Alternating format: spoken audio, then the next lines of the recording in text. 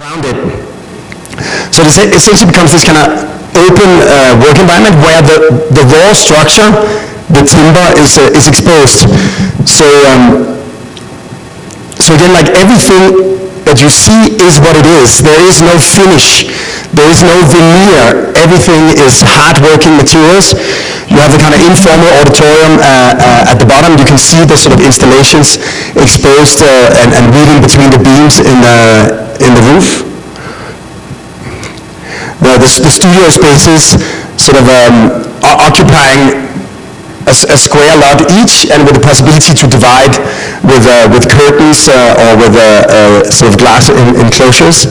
The core itself is somehow supporting the program of the teaching. We're working closely together with the structural engineers, structure craft, that are specialized in timber, and the mechanical engineers, so that in a way we don't hide anything. Everything is somehow exposed, and by simply being a student working here, you can't help but ask questions and slowly understand what it is a building actually needs to do on a kind of technical level. The facade of the building is always open, where you have the double height spaces, and then to reach the perfect combination of solar exposure, daylight, but also shade and insulation. Roughly half of the rest of the facade is closed. We're using cork on the inside, so the closed wall is pin-up space. And on the outside, we're using hemp wool, which is a carbon-neutral insulation material that also has the kind of warmth of the timber. So essentially this kind of timber cube has this kind of feeling of warmth and organic quality, similar to maybe the use of stone on the neighbor building, or the brick on the other one. And maybe as the last thing, sort of, since timber is somehow having a renaissance, we've been looking at this idea of what you often do with timber structure is that you have these kind of metal joints where you plug the timber members into. But we've been working with structure craft to organize the intersection metal-free. So almost like an upscaled version of Japanese joinery. We're using robot milling machines to create this kind of incredibly elegant intersection where the timber and the geometry of the timber joint is actually what resolves the architecture. So in some way, like, you can say that the building is almost like an X-ray where it sort of exposes all the different layers, all the different elements of construction to the students inhabiting it. And maybe the sort of the last bonus material is a project that I've never spoken about, but it's a bit inspired by the Mixtropoli conference this year. The subject was about living, and I showed the place where I live in Copenhagen, but even though I've been coming to Mexico for the last 20 years, and I spent a lot of time in Mexico, both in the city and in the countryside, we've actually hardly ever done any work in Mexico. Actually, I think almost 20 years ago, or 18 years ago, together with Michel Rochkind, we won a competition to design a sort of Schaulager, a satellite museum for Museo Tamayo in Atizapán. And sadly there was public elections and a new mayor, and he didn't want to give over the land to Tamayo, so we ended up not doing the project. But we have done one building in Mexico City in a secret location, and it's a home for a family, and the family had one specific requirement. On a small plot, they wanted an Olympic swimming pool, and the only way we could fit it was on the diagonal. So in a way, the swimming pool cuts the garden in two, one which is garden and one which is house. So you have like a triangular footprint that then becomes a rectangular roof. we create a little entrance towards the street. You have a sort of a series of cascading levels that we gently split, so it becomes this kind of journey from left to right up through the building. There's a single staircase that cuts from the ground to the roof. The glass somehow follows this kind of fanning shape, so you have a series of terraces that somehow extend all of the rooms into the space of the garden. And then actually to cross the swimming pool, because the pool becomes like a moat. So to cross the swimming pool, we invented a little bench that can rotate 90 degrees and become a bridge. So this is the building. Of course, also from a Scandinavian viewpoint, Mexico has a great tradition for exposed concrete, and I have to say that the concrete workers did an incredible job. You have this kind of a warped surface, a hyperbolic paraboloid that cascades. The house is almost like a ship docked to a garden. On one hand, it sort of leans out. On the other, it actually overhangs. You have these kind of beautiful spandrel details that somehow follow the curved geometry. And then as you swim in the swimming pool, you can see that the building sort of leans over and actually starts hanging over you. So depending on how you view the building, it really changes character and spirit. So the pool is entered from the fitness, which is on the ground floor. It's a very healthy client. They do a lot of workout. So from here they can do 50-meter laps. It's 2 meters wide, so that 2 people can pass each other. And then essentially the gym and the kind of lower part of the garden is then connected with this kind of cascading stair that runs like a spine through the entire building. You have dining on one level, living room on the level like higher. And then essentially, like, even though it is a kind of very three-dimensional building, it's organized so simply that if you want to get from one part of the house to the next, it's incredibly easy just to run through it. All of the sort of necessities like bathrooms, kitchens, support spaces, staff spaces, guest rooms are organized inside a solid timber block. Daylight comes in from above, so even though the surroundings, the house almost only opens towards the garden, but it actually has an abundance of daylight throughout coming in above the stair. And then of course the different levels, on top, the couple has their almost like little penthouse with a outdoor spa. And again, sort of depending on where you are and how you look, the perception of the building really changes. Here it's the extension of the dining room and the living room that becomes a big elevated terrace overlooking the garden. And you can see the guardrail is, because you have 2 strong concrete walls on either side, the guardrail are steel cables that are spanning from one side to the other. So definitely the most transparent guardrail we ever got away with. And then the entrance, because the building towards the street is incredibly sort of contained and private. The entrance is this kind of undercut that provides a skylit cover when you're sort of fumbling for the keys. And becomes this kind of almost like a gateway into the main living space. So you can say, like, I normally like to sort of explain that as an art form, architecture is a bit like portraiture, because often I get the question if I don't find it annoying that to have clients, because clients have opinions. But I think the truth is that the project is the client, like a portrait. And you can say, like, is Mona Lisa an expression of Leonardo da Vinci as an artist, or is it an expression of Mona Lisa, the woman that was being portrayed?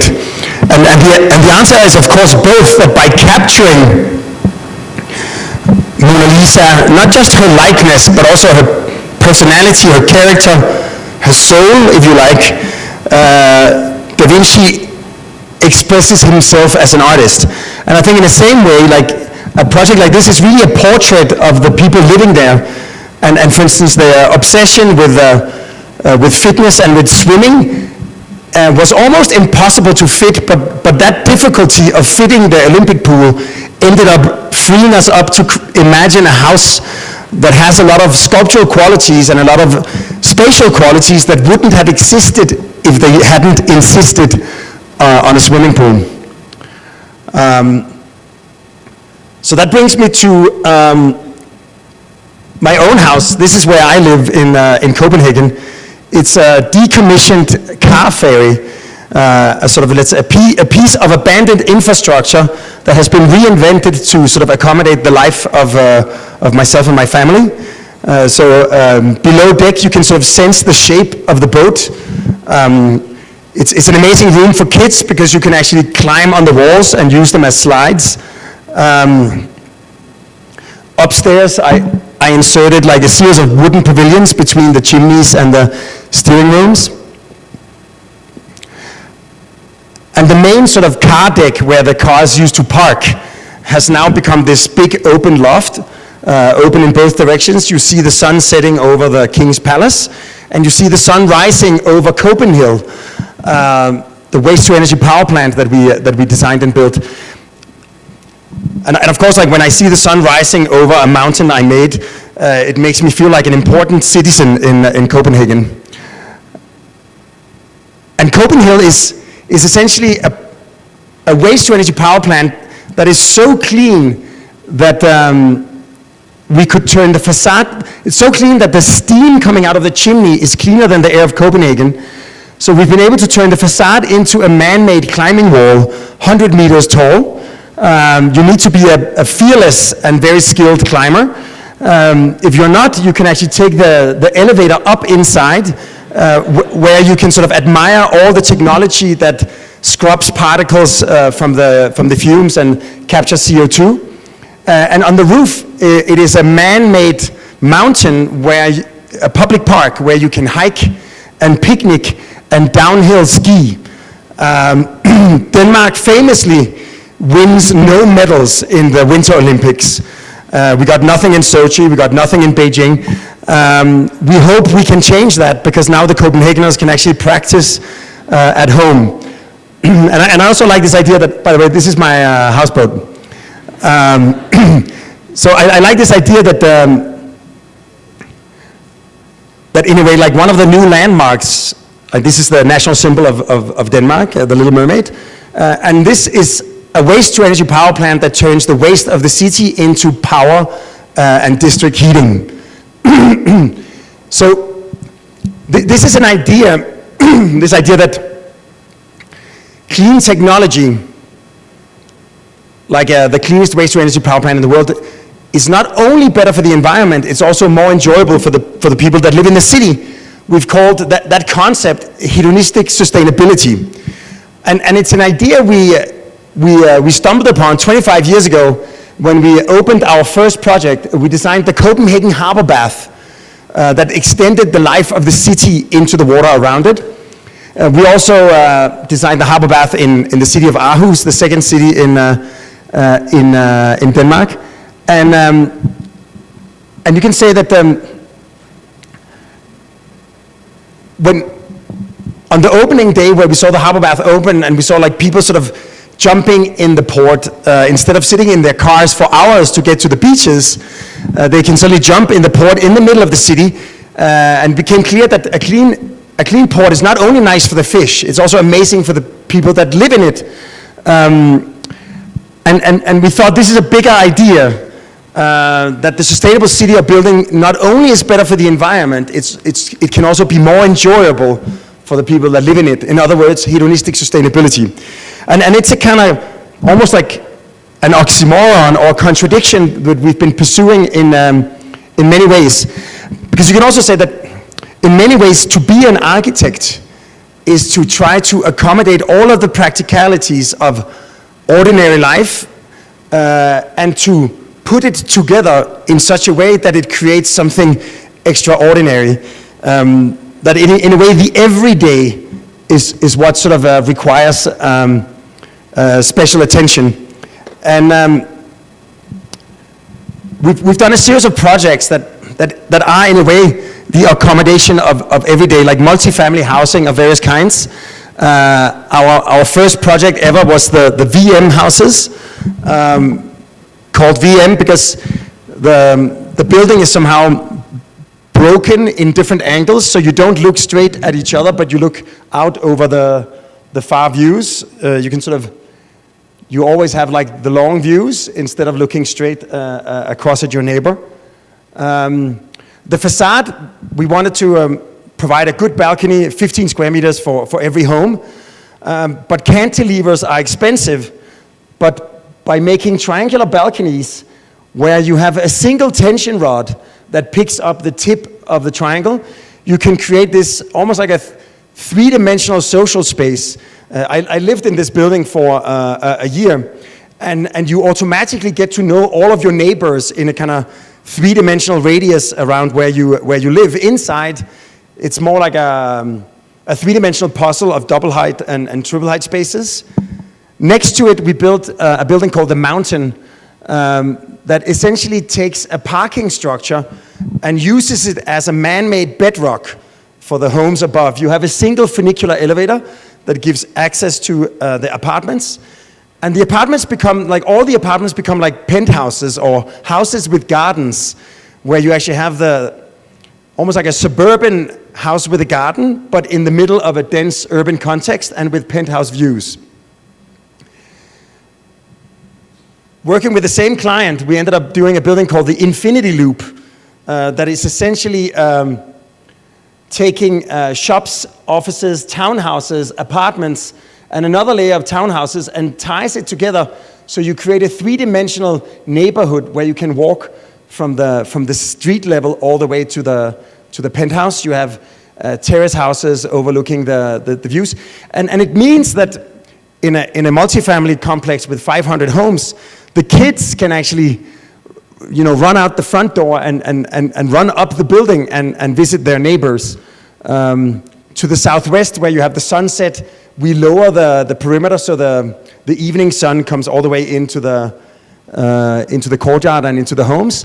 And kids can walk up and visit their grandparents. These two girls living on the 7th and on the 9th floor, but they can just walk out and go down and see each other. So it almost takes this kind of community of a mountain village and puts it into a city block.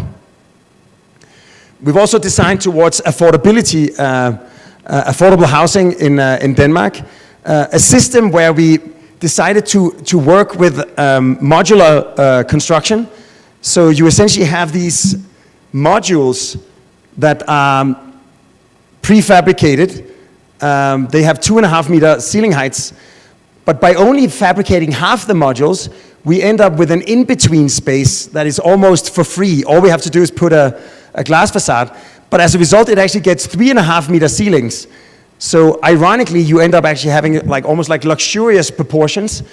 The guardrail for the balcony is a construction site fence, the cheapest way to make a balcony guardrail. And inside you have kind of raw finishes, but you also have these kind of little level changes that makes the homes feel sort of special or interesting.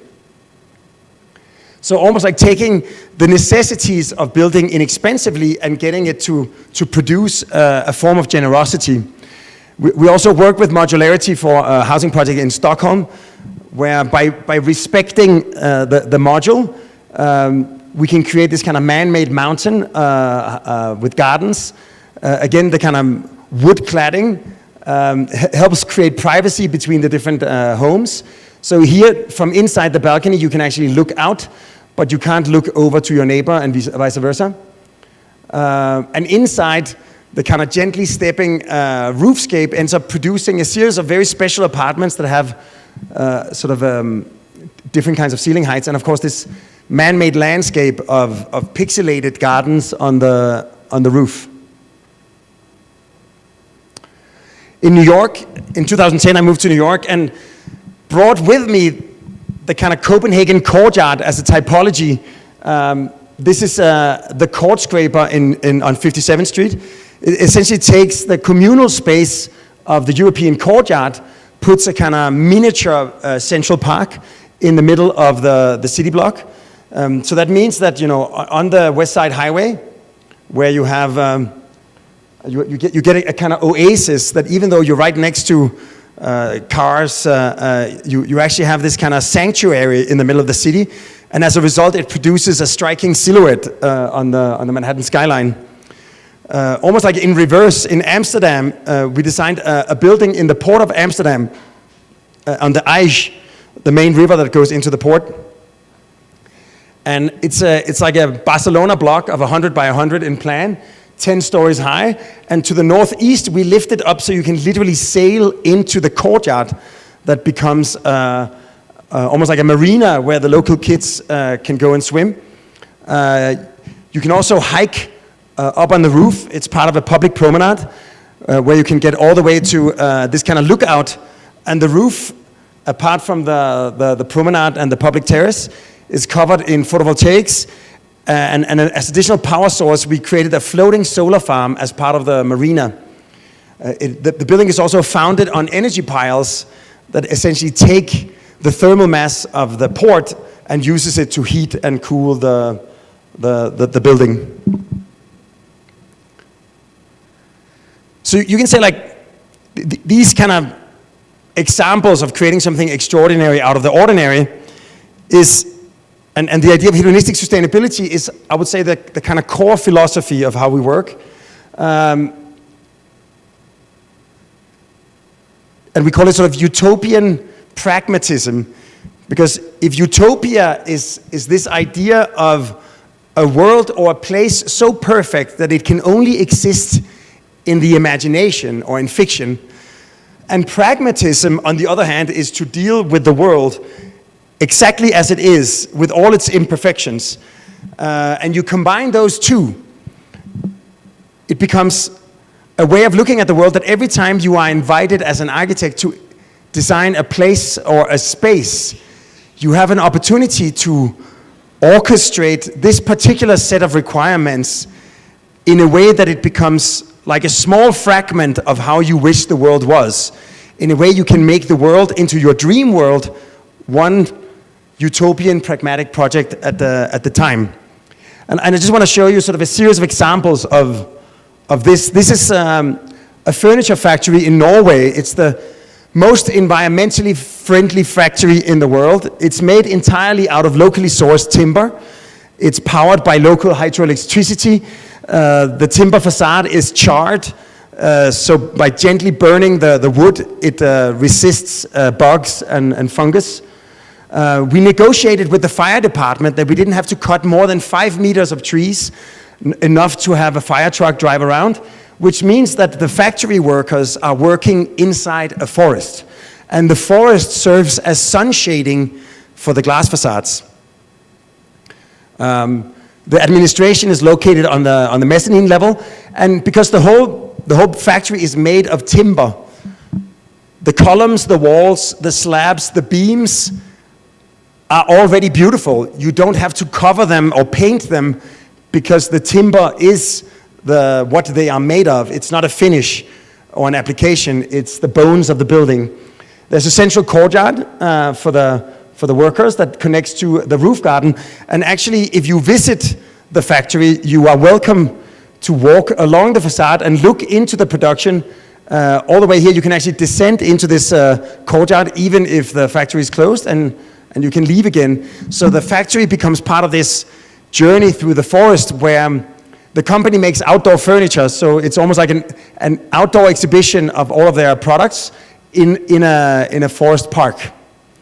The turf is locally sourced from the ground, and we even took elements from the understory of the forest, like old tree trunks, so that the amount of habitat is the same after the building was completed as it was before. So almost like a minimum footprint and a minimum carbon footprint. But you don't have to build a whole factory to make a strong statement about how you wish the world was. This is our smallest project. It's a one-room hotel on the Arctic Circle in Lapland in Finland. You can also say it's a 300-room hotel because it has 300 birdhouses and bat houses. We worked with a local ornithologist who told us which birds nest in the area and 2 kinds of bats. So that's why the houses are slightly different. There's 28 different species. So you wake up in the morning to the tweeting of birds. You shower next to a squirrel. And you are fully immersed into nature with all the life around you.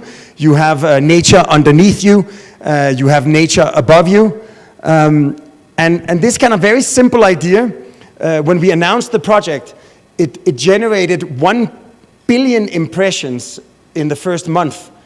So even though it's a $300,000 project, it had like an idea and an experience that resonated a lot with a lot of people. Also, like working with Mass Timber, we're the architects of the Zurich airport, which will be the largest timber building on Earth. So when you land and step out of the plane, you can sort of smell the Swiss pine forest.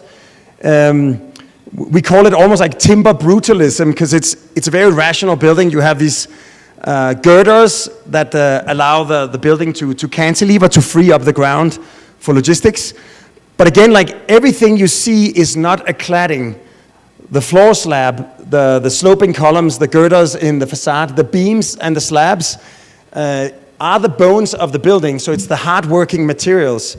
It also dramatically lowers the carbon footprint of the building. It was funny, this morning I went with Michelle to the National Library by Alberto Kalac, which I think is an incredible building, but it gave me a little bit of an echo of what we're trying to do here. Of course, here this is diagonals, but this idea of a large public space that gets light in from above and where the sides lean in to create this three-dimensional experience. When you get to the core where all the different flows, international and domestic, Schengen, non-Schengen, all cross in this kind of Pyrenean space. Again, everything is timber. The floor, the timber walls lean in, and you have an enormous timber skylight. And the only thing in the building that is not made out of timber is the control tower, which is this kind of concrete pylon that pulls up the skylight and becomes part of the construction. Whenever an architect announces a project, we are always scared of what evil nickname is our building going to receive. And in this case, they instantly called it the cafetera, which I think is something that everybody likes. The roof is also covered entirely in photovoltaics, powering 2/3 of the power consumption of the whole airport. This is the headquarters for Google in Mountain View. We've done a series of 9 buildings for them. It's located on San Francisco Bay, and this is part of the landscape that we designed together with Olin. And when you go closer, you can see that there's like some interesting things, like little pools on different levels. Here you can see like how water flows through different kinds of vegetation. And that's because all of the rainwater that drops on the building is being collected, and then it's used for irrigation. And then all of the black and gray wastewater, instead of dropping it in the sewers, it's cleaned in these root zone gardens, and then it's let clean into the Bay of San Francisco. So the landscape that you're walking around in is not only beautiful to look at, but it's also high performing, cleaning your wastewater. The roofs are covered in what the Googlers call dragon scales. They're essentially photovoltaic sun panels.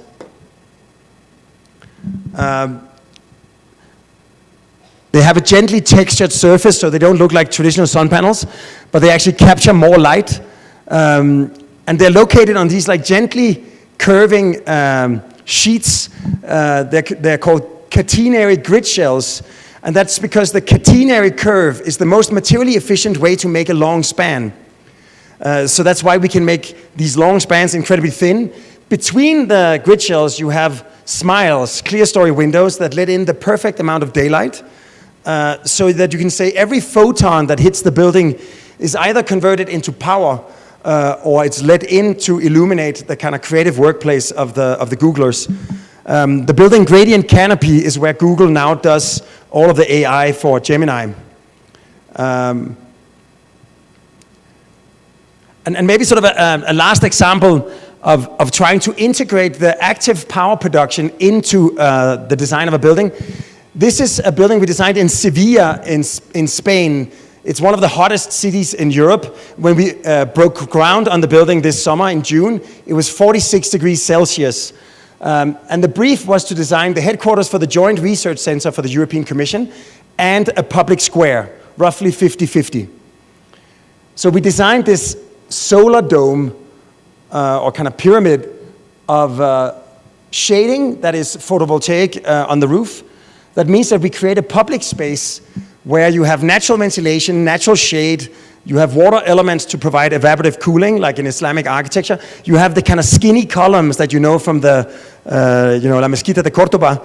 And it also means that the glass facade, the facade can actually be entirely out of glass because you are already shaded when you're on the plaza, so the sun doesn't hit the facade, which means that you get a lot of daylight, but soft daylight. It also means that the people of Sevilla can see what the European Commission is doing inside the building. And of course, you get these nice spaces to be outside the workplace. And this idea produces twice as much power as the building consumes, which means that after 18 years, it will have delivered so much power back to the city grid that it will have offset all of the carbon used to build the building. And that means that after 18 years, the building becomes carbon negative. It leaves the world better or more clean, more sustainable than it found it. And I recently, like 2 years ago, I had the privilege to present at the Vatican Academy of the Sciences, and I had a chance to meet with Pope Francis and present some of these ideas. And Ursula von der Leyen, the president of the EU, met with him on the same occasion. And if you are ever invited to visit the Pope and you wonder what to give him, I just want to say he already has a framed photo of one of our buildings. I'm not a Catholic, but if I was, this could be my ticket, I believe.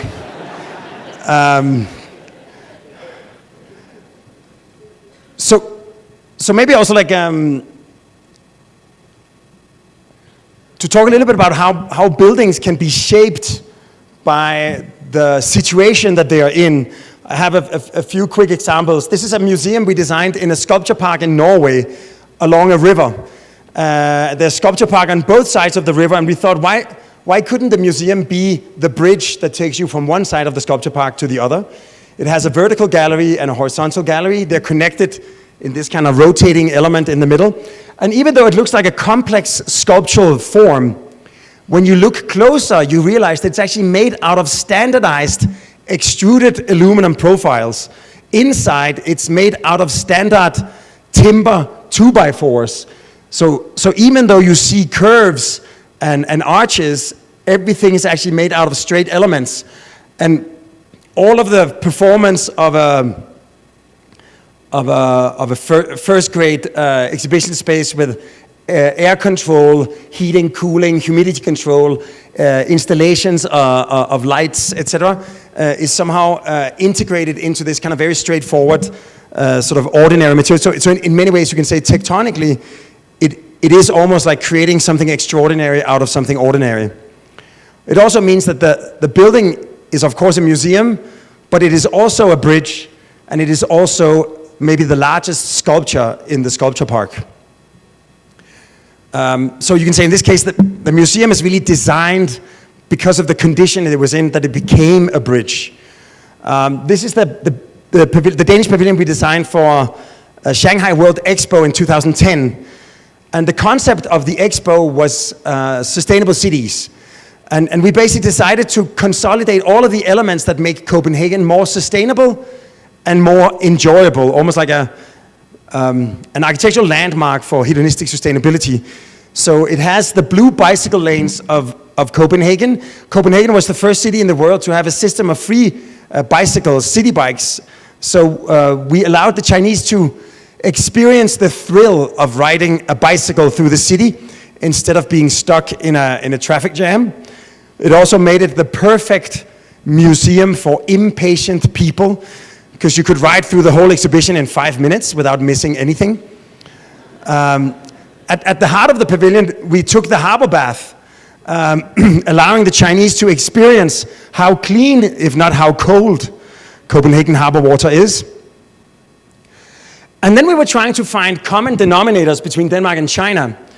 And we found that in the Chinese public school curriculum, they have 3 fairy tales by Hans Christian Andersen. One of them being the story of the Little Mermaid, the national symbol of Denmark. So we thought, why don't we bring the Little Mermaid to China for 6 months? And I had to go to Parliament to argue the case, because the Danish Nationalist Party tried to pass a law specifically against moving the mermaid. But as you can see, we got her. Then we had to get her through Chinese customs. And finally, she made it to the pavilion. And then in her absence, we invited the Chinese artist Ai Weiwei, and he created an installation where he installed a Chinese surveillance camera in the pavilion, transmitting a live TV feed to an enormous screen mounted where she normally sits, so that when the tourists would come in vain, they could see that she was fine, she was just in China. And he called it the Mermaid Exchange, because for 6 months, it was the only uncensored live TV feed from China to the rest of the world. And this was 2010. Since then, because in the end we felt that the construction quality was a little bit rough. It doesn't really show on the pictures, which I'm happy about. But we then stopped really working in China until COVID, 2020. And there we got invited to Suzhou, part of the kind of tri-state area of Shanghai, Guangzhou, and Suzhou. And we got invited to create a contemporary art museum on the park of the Jinji Lake District. And Suzhou, it's the hometown of IMP, but it's also the cradle of the Chinese garden. This kind of incredible sort of rich experience where you move between pavilions and nature. And we thought, what if the art museum could be like a Chinese garden, of almost like an architectural equivalent of an infinity knot of interconnected pavilions. This is the construction site. It will also have pavilions that extend into the water. Because you can see right in front of our building, there is a Ferris wheel. So somehow the pavilion sort of dissolves, or the museum dissolves into this kind of almost like origami or paper cut of interconnected pavilions and roofs with outdoor courtyards and sculpture gardens in between. You can see like the museum program of exhibitions dissolved into individual pavilions that are then connected and spreading in between the legs of the Ferris wheel. And even though in the beginning we were super annoyed about the Ferris wheel, it also gave us this incredible excuse to make a very nice roof. I think this is probably the best detailed roof we have ever created. These are construction site photos, but it opens in April next year, so it's quite close to being done. And you can start seeing the gardens in between, so that as you move through the galleries, you have this kind of lake extending in between the buildings. The buildings also create a porosity that you're not stuck behind the art museum. If you come from the city, you can actually pass between the buildings all the way into to the edge of the lake. And slowly the gardens are beginning to take hold. this kind of interplay of architecture, nature, and art. And once you sort of extend into the exhibition spaces, everything, as you could also see on the floor plans, is orthogonal. So everything is kind of rational and straightforward, vertical walls. But because of the roof, you end up having clear story light coming in from the side. You have this kind of gently curving roof that sort of splits out into different directions and create these kind of tentacles that connects to the next lookout. You have always like little views of the garden around you, like a palate cleanser between the artistic experience. And people in the city can find themselves jogging through or walking through the sculpture gardens, because the museum somehow allows the passage of public life to flow through. So again, you can say this kind of challenge of the Ferris wheel ended up creating an architecture that I think in the end has a lot of qualities that it wouldn't have had if we just made a big boxy building. The last sort of museum I'd like to show before we go to the final project. This is my favorite photo. It's a photo of all of the richest people in Denmark and me. And it's the family that makes Lego. Because we designed the home of the Lego brick. Of course, the architectural model is made out of Lego. I can tell you that a Lego minifigure is 1:50. Roughly with the same proportions as I have. And this is the real building. And we try to imagine an architecture that would be as engaging and as inviting and as inclusive as Lego is itself. Allowing people without a ticket to climb the building and to reach these playgrounds and enjoy the view over the city. At ground level, it's also open in all four corners, so you can extend into the Lego square. That is also open to the public without a ticket. The citizens of Billund can roam around freely. And only when you ascend into the exhibitions do you need a ticket. But that might actually be the only museum in the world where you are encouraged to touch all the artifacts. Because Lego is not a toy, it's a tool that empowers the child to create his or her own world and then to inhabit that world through play and to invite her friends in co-creating and cohabiting that world. And I think that is essentially what architecture is all about, that as architects, as people, we have the possibility to imagine what kind of world we would want to live in and then use the tools we have available to create the world, co-create and cohabit the world we would like to live in. And that brings me to the kind of essence of architecture. The Danish word for design is formgivning, which literally means form giving. Because to design something is to give form to that which has not yet been given form. In other words, to give form to the future. Because when you're designing a space or a place or a building, you're giving form to the world, or at least a fragment of the world that you would like to find yourself living in the future. And of course, this can be very futuristic. Like, I think our most futuristic project is one we're doing with NASA and ICON called Project Olympus, where we are designing the technology to use solar-powered military-grade lasers to melt moon dust into a kind of obsidian rock, like essentially laser sintering lunar regolith into obsidian.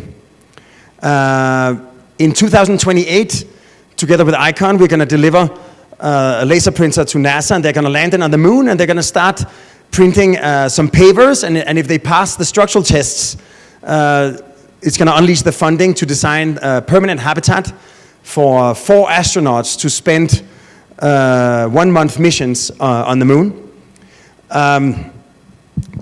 Like just a few examples, like to protect against radiation, the hydrogen in water molecules, H2O, is a good shield against radiation, so the bedrooms where the astronauts spend 8 hours per day are cushioned with the water storage. for drinking water, sort of usable water, but also for radiation shield. And then because the moon is always facing Earth with the same side, and because we're close to the south pole of the moon, we can actually create the Earth Lounge that is always facing Earth to prevent homesickness, which is an important part of the brief. So that's, of course, like a very obvious idea of something about giving form to the future, giving form to the architecture that will be the first presence of humanity on the moon. The last and final project I'd like to share is a more terrestrian version of giving form to the future. And it's a project that has occupied a lot of my time the last 2 years. 2 years ago, I met the king of Bhutan, the man on the right, in the blue, purple outfit. And he invited me to come to Bhutan, because Bhutan is a very special country. It's the most sustainable country in the world. It sequesters twice as much carbon as it emits. But he was experiencing that the younger generations were migrating en masse to Australia and Canada in the pursuit of economic opportunity. And he said, come to Bhutan and help me create a city on the border to India that will allow international investment to come in to retain local talent so that they can find the same economic prosperity within Bhutan, but to do so without sacrificing the values of our country. So I went to Bhutan and I found a country that is as different from my native Denmark as it can possibly be. Interestingly, the two countries are almost exactly the same size. Denmark is often ranked the happiest country in the world. In Bhutan, they actually measure their success as a nation on a gross national happiness index. Denmark is powered by renewable energy in the form of wind. Bhutan is powered by renewable energy in the form of water power. And Bhutan is probably the most mountainous country in the world. It's basically the south part of the Himalayas, all the way up to 7.5 kilometer peaks. Their main landmark, the Tiger's Nest, is this temple nested on the side of a mountain. As you know, in Denmark, we have no mountains except the ones we make ourselves. So essentially, I found a country that is incredibly green. It's 82% forest cover, 60% baked into national legislation. It's powered by its rivers. It sort of emphasizes collective happiness. It is incredibly safe. It has a trusted monarchy, no corruption, good diplomatic relations to its neighbors. And the way they measure gross national happiness, they measure it on an index of 9 parameters that are based on basic Buddhist principles. It's the only Vajrayana Buddhist country in the world. So respect and kindness, compassion, togetherness, inner peace. And we thought, why don't we take these principles and turn them into the urban design principles? So, of course, respecting the natural environment, supporting a healthy lifestyle, fostering spirituality, strengthening communities. So imagine a city that is shaped by the 34 rivers that flow through it. A city that enhances nature and agriculture rather than displacing it. A city that is powered by the flow of its rivers. A city that's designed for togetherness and community and collaboration. And that's designed to be able to attract foreign investments and businesses to retain local talent. So as the 2,500 square kilometers of special administrative zone goes from the mountains in the north to the tropical fields in the south, it's powered by a new dam, the Temple Dam.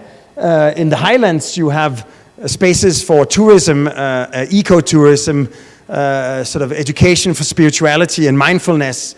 You have agro technology, forest tech. You have education, business, daily life. And finally, you have a dry port that connects to the trains to India, and an airport that connects to the rest of the world. Currently, there's only 7 pilots in the world that are trained to land between the mountains in Paro. Once we open the Gelefo International Airport, 5 billion people will have potential direct flights to Bhutan that can really become like the gateway to South Asia. And we designed the airport like using kind of locally available skills and materials, and in a kind of modular way that allows it to sort of expand gradually over time as the city expands, so it doesn't become this kind of Frankenstein of different terminals. The special administrative zone, like the rest of the country, is covered by 82% forest. So as part of the identity, we're bringing the forests down along the rivers all the way to the arrival plaza in front of the airport. So when you arrive at the airport, you find yourself in this kind of shaded space under the canopy of a tropical forest. Inside, this kind of rainforest courtyard divides arrival and departure. And it means that when you're sort of going through passport control or waiting for your luggage, you're next to a forest. Sort of inspired by the significant roof overhangs of traditional Bhutanese architecture, the kind of modular architecture creates this kind of almost like alpine silhouette. And because in Bhutan, they have 8 major schools where they still educate woodcarvers and painters and stonemasons. So we're proposing to combine the existing craft with modern technology to create this kind of man-machine collaboration that actually allows us to finish the architecture of the airport, that even though it is a very contemporary building, sort of high-performing modern airport, it has the kind of texture and culture and visual storytelling of the kind of Bhutanese arts and craft. So from the lounge, you have views over the rainforest courtyard to the mountains above. And again, sort of imagine, because the airport is often the first impression and last impression you get of a place. In this case, this is the first thing you experience walking through a forest, surrounded by this kind of beautiful traditional ornamentation. You're waiting for your suitcase in a forest.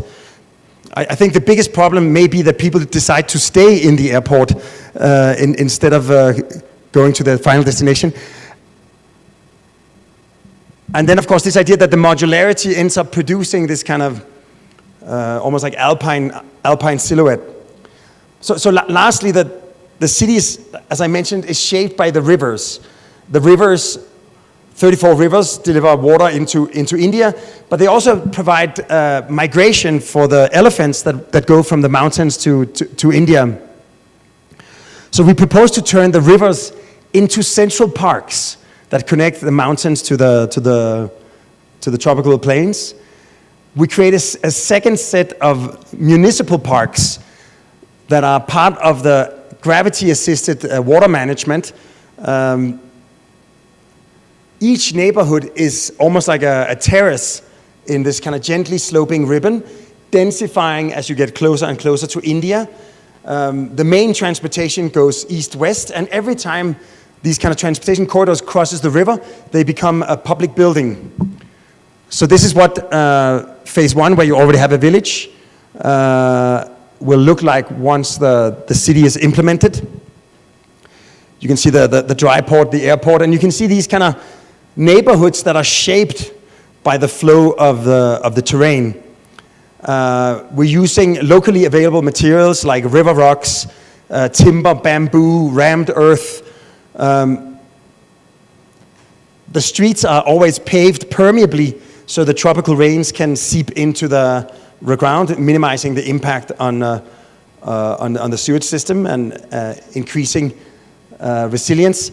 We've developed together with local architects a sort of a vocabulary of architectural languages that can be done with the existing craft, and that somehow means that even though it's a modern city, it somehow emanates the kind of identity of Bhutan. Higher up, you have people living and working among agricultural fields. You have the various kinds of spiritual resorts. You have thermal vents. That means that you actually have natural sort of hot baths, and you have a system of paths that connects to all the kind of natural and cultural landmarks of Bhutan. So if you take like a typical neighborhood, like a 15-minute neighborhood, it's mostly designed around the water management. Because of the seasonal variation with the tropical rains, we need to contain the large rivers. So we create this kind of riverfront that also contains the elephants on one side and the people on the other. These become like the major parks for the various kinds of activities for the city. You have kayak canals, you have swimming pools, you have a natural habitat where the citizens can enjoy the beautiful ecosystem. You have tigers and all kinds of birds. And then you have these municipal parks that are parks in general, but during the rainy season, they become little creeks. So the seasonality becomes part of the experience of living there. And then I mentioned the bridges. Like imagine a Vajrayana Buddhist bridge, where as you cross the river, you can listen to the teachings of spiritual masters. You have a healthcare bridge that bridges between Western and Oriental medicine. A university bridge, where imagine a kid walking to school in the morning, listens and looks at the different university students and starts imagining what she wants to become when she grows old. You have an agricultural bridge, a market bridge, and a manufacturing bridge. And of course you will have traditional architecture like dzongs and stupas and temples. But we've been commissioned to design 3 of the landmarks. Of course, the airport. Then we're designing a Vajrayana museum, because a lot of expats might not feel like welcome, or they might feel awkward to enter a temple.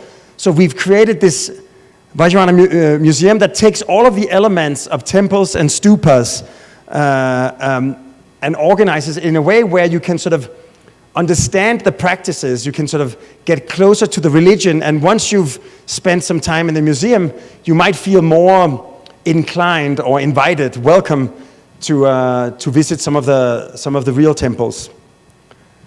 And then the last element, and maybe sort of back to this point of utopian pragmatism that I started with. The entire city is powered by renewable energy, which also means that any industry, technology company, manufacturing company that decides to locate in Galefu will have the advantage that their entire supply chain, their entire production will be carbon neutral, because it's water power. It's powered by a building called the Temple Dam that is designed with these elements using the traditional colors of Bhutanese architecture, tinted prefabricated concrete in the form of stairs, so that you can actually descend like a Bhutanese equivalent of an Indian stepwell. You can descend down the face of the dam to the temple on the Temple Dam, almost like a pilgrimage. And anyone who has stood on the Hoover Dam looking down this kind of man-made cliff has been fantasizing about descending. And here you are actually welcome, and in the spirit of a ceremony, there's probably like tens of thousands of different journeys down to the temple. So as a pilgrimage, you can get excited for years to go. But I think in many ways the Temple Dam captures all of the values and principles we've tried to bake into this project.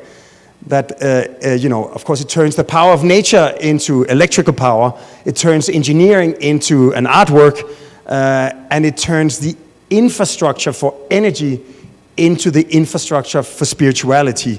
So in some way, it combines the pragmatic and the utopian in a kind of landmark for this kind of new aspiration of the mindfulness city.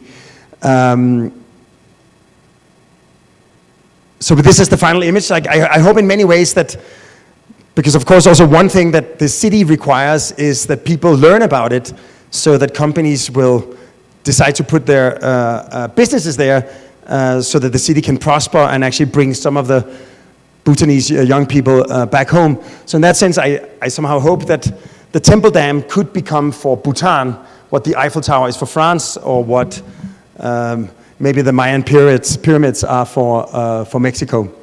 So on that note, I hope you have a peaceful rest of your Sunday.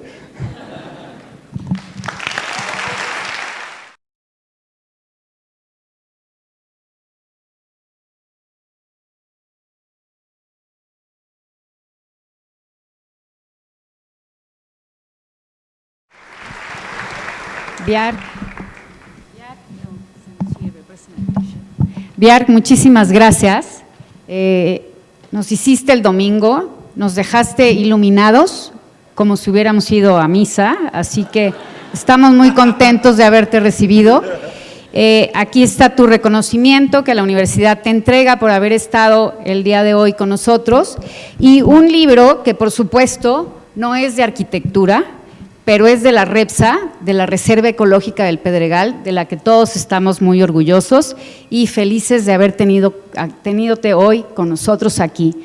Quiero destacar que estuvo Michelle con nosotros, que nos hizo favor de traerlo, y por supuesto nuestro exdirector Felipe Leal, que nos encanta que nos visite y al que todos queremos mucho.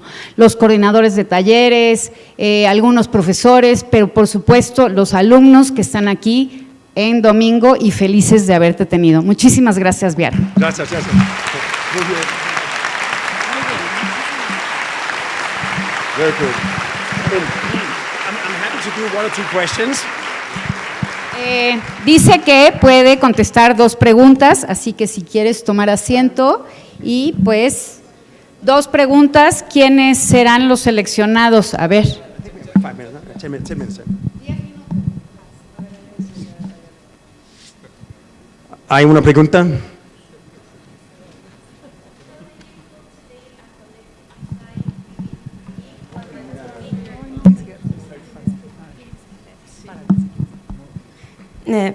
How do you cultivate a collective design within B while maintaining your individual creativity?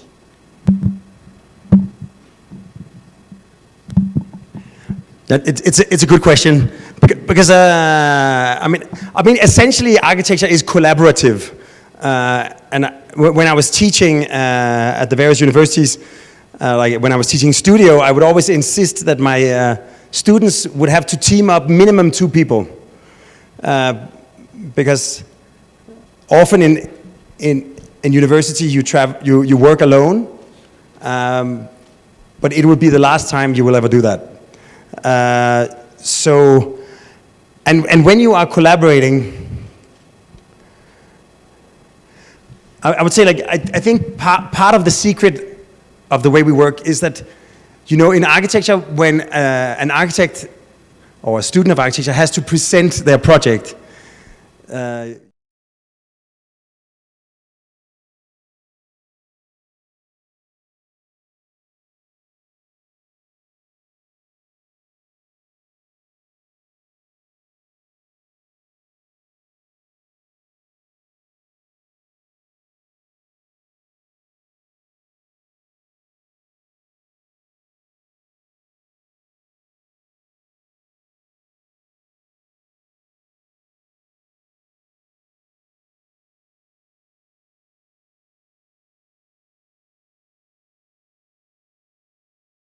and with each other and with our consultants, what are the values?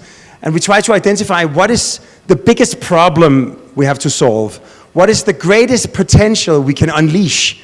And each time we meet, we try to identify those elements, and then we start trying to make architectural ideas that organize the program or respond to the context, and we meet again, and we look at them, and we measure them against the values that we have established for the project. And some things might look cool, but they have nothing to do with what we're trying to do, but maybe they could, or some things have everything to do with what we're trying to do, but they suck. And gradually, we might then slightly adjust. We might also realize that a problem we thought was a big problem turns out to not be such a big problem, or a potential, like something we thought was important, turns out that there's something else that's even more important. So each time we meet, we reiterate the narrative, we reformulate the narrative, so that each design meeting is us re-narrating the story of the project to each other. And as we refine the story of the project, we also refine the project. So that when we finally get to the final presentation, the architecture and the story about it has co-evolved. So rather than a design narrative, you can say our method is narrative design. That by narrating the story of the project to each other continually, we get there. And that also means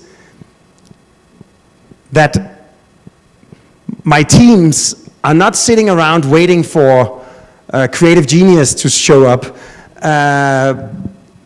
because we are constantly formulating the, let's say, the source code of the project, so that everybody in the team, including the collaborators, have access to the source code and have access to reformulating the source code. And that means that everybody has license to propose, because it's not a question of who came up with it, it's a question of why do we decide to pursue it.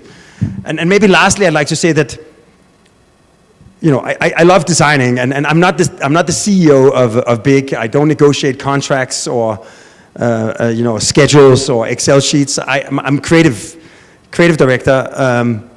So I have that's the only thing I spend my time on. And sometimes I come up with a great idea, and it feels good when it happens. But often it's someone else, and it's because it's not my job to come up with the great idea. It's my job to make sure that when the great idea presents itself, that's the idea that we pursue, no matter who came up with it.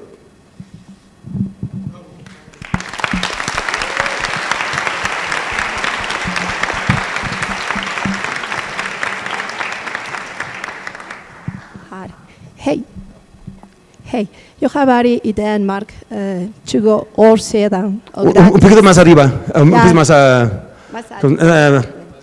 más fuerte, exacto. Ja. Jag har varit i Danmark 20 år sedan och jag har lärt att arkitektur är jättebra med dig. Tack. My question is about what's the main challenge to achieve sustainability in the world? I realize I should have made the whole presentation in Danish. I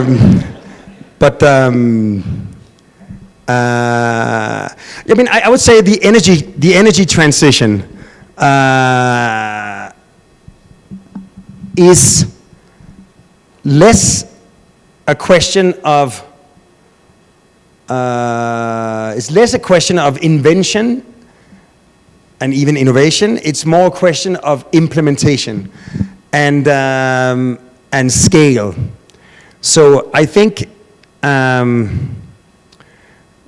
the role architects can play is to try to put forward examples where we take the available materials, the available technologies, and we put them together in a way that shows that it's possible, and in a way that presents a future that is maybe more desirable as a consequence of being more sustainable. And then I would say,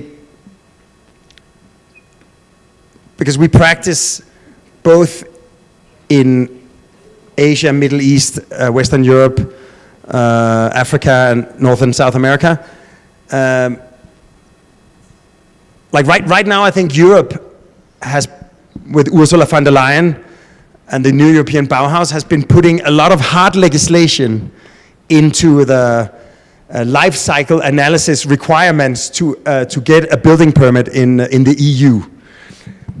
And the life cycle analysis is you take the 50 years and you look at the embodied carbon and the operational carbon, and then you divide it by 50 and by the amount of square meters. And so then you get a measure of how many kilos of CO2 per square meter in the life cycle analysis are you allowed to deliver.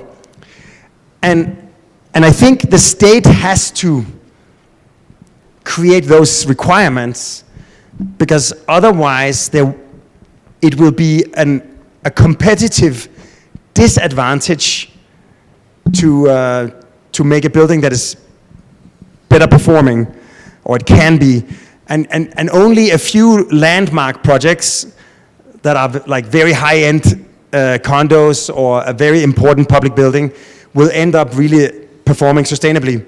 So I think this kind of combination of putting numbers to things, and I believe, because I think one of the problems of the environmental movement, and you can say, if you are an environmentalist, you want to do good, and then suddenly you start bringing all kinds of goodness into the same conversation. So then it should also be about, equality between the gender, or respect for gay marriage, or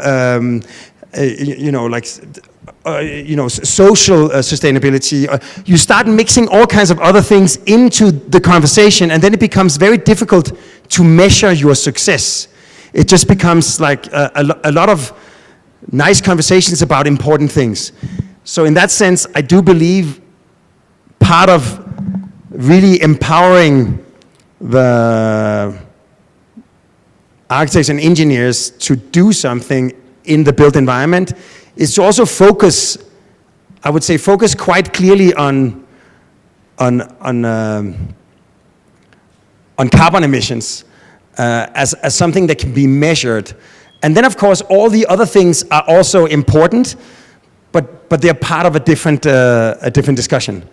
So I think in that sense, and I would say right now, as I showed in some of our projects, we have great operational carbon, because with some active energy production, you can lower the carbon emissions quite a lot.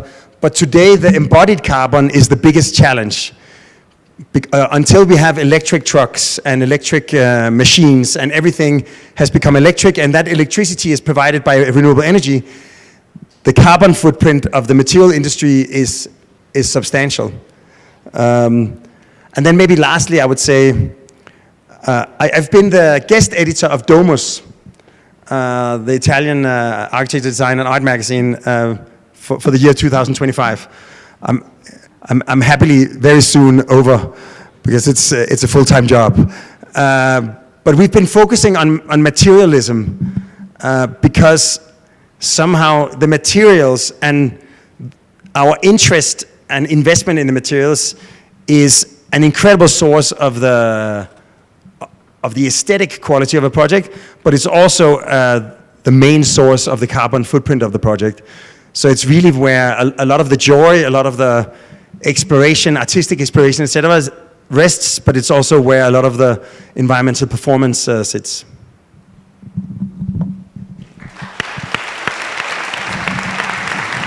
Muchas gracias. Gracias a todos por su participación. Thank you.